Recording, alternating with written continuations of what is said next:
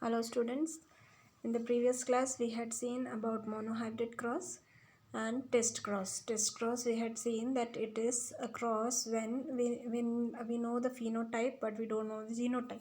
So in that the phenotype or the organism is crossed with a recessive parent, and based on what progeny we get, we can decide whether the parent was homozygous or heterozygous. So if it is a purple flower can be capital P or capital P small p. So we don't know whether it is either of that. So test cross is done by crossing it with a recessive phenotype small p, and when we get the progeny, we get, now in the first case you can see we get all violet flower, and in the second case we can see we get half white and half violet. So based on what progeny we get, if we are getting this type of progeny, we can say that the parent is heterozygous. If we get this type of progeny, we can say that the parent is homozygous. So with that we can do test cross. So this is another example we had seen yesterday, where violet flower was taken dominant and this violet dominant was crossed with a recessive white small w. So if we are getting this as the result, we can say the all violet. If we get all violet as a result, we can see that the parent is homozygous. If we get two violet and two white, we can say that the parent is heterozygous. So this is what we had seen yesterday. Then we had seen Punnett square. It is a diagram that predicts the outcome of a particular cross, and it is named after Reginald Punnett. So you can see here RR, when we are writing it in the box, you can see RR. This is dominant, this is heterozygous, and this is homozygous recessive. Now, based on his observations on monohybrid cross, Mendel came with his rules, general rules, to consolidate his understanding of inheritance. So what are the laws which he gave? He gave the law of dominance and law of segregation. Now, what is the law of dominance? Now, law of dominance says that the characters are controlled by discrete units called factors, and these factors occur in pairs. So capital T, we can say it is factor, and they are occurring in pair. In a dissimilar pair of factors, one member of the pair dominates and the other recessive. Capital T and small t, if you consider, capital T is dominating, small t is recessive. So in a dissimilar pair, one dominates and the other is recessive.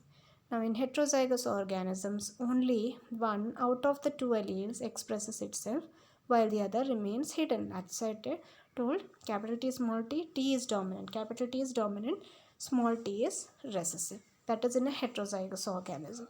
Okay, so law of dominance says that in a dissimilar pair, one dominates and one is recessive, and characters are controlled by those discrete units which are called factors. Now you can see the law of dominance here. You can see cherry here, red color. If it is red, that is dominant. If it is yellow, recessive. And A, capital A or small a, that means A dominates, so it is of red color. Next law that was said was a law of segregation. Now what is law of segregation? Segregation means segregating, separating. So each allele retains its distinct identity even though they remain together in an individual. So even though the two alleles, they remain together, they segregate only during gamete formation. You consider human sex chromosome XX and XY. XX means female. Now during gamete formation, what happens? These two XX will segregate or XY will segregate. So each allele retains its, even that Y, X and Y, they are segregating, still they are retaining their distinct identity. They segregate only during their gamete formation.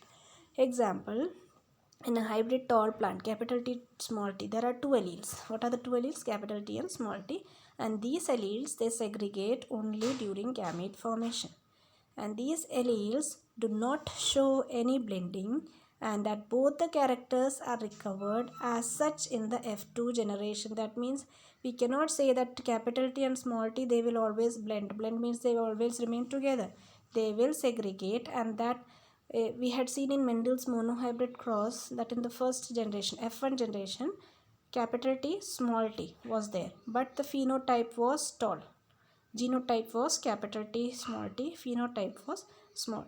But in the F2 generation, we had seen that that short character was not seen in F1 generation, but in the F2 generation, we had seen one progeny was short. So that means that small t was there in F1 generation, it was there, but it did not express, but it was expressed in the F2 generation. So these alleles, they do not show any blending, and both the characters are recovered as such in the F2 generation. So in the F2 generation we are getting that short character.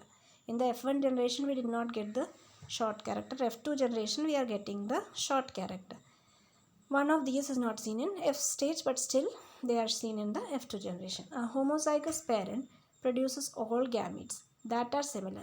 That is capital T will, and small t, if we are doing, we will get all capital T and capital T will produce capital T only. Small t will produce small t gametes, whereas capital T and small t, that is a heterozygous parent, it will produce two kind of gametes. What are the two kind of gametes it is producing? Capital T and small t. If it is XY, it will produce X and Y gametes. So that is heterozygous parent. Homozygous parent having same alleles. Okay, so that is the law of segregation. You can see here this law of segregation, how it is said. Traits are controlled by particular factors, here 2n, then they are segregated, then each allele, it is given, it is haploid.